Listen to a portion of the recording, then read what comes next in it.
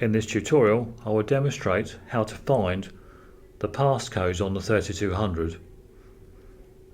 This is for when you wish to upgrade the AA relay, or you may wish to install the programmer option. To do this, press the page key until level 3 appears. Select Conf, enter code 4.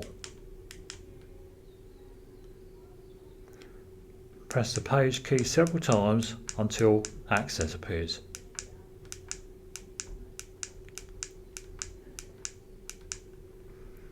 Press the scroll key a few times until you see pass.c. Make a note or enter your new passcode. Press the scroll key for pass.2. Again, make a note or enter your new passcode. Press the page and the scroll keys together.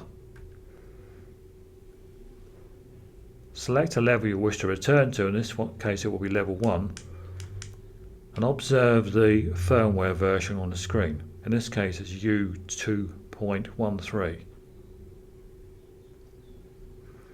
You can now use those codes and the version number to send to Invensys to use for a passcode upgrade for AA relay or programmer option.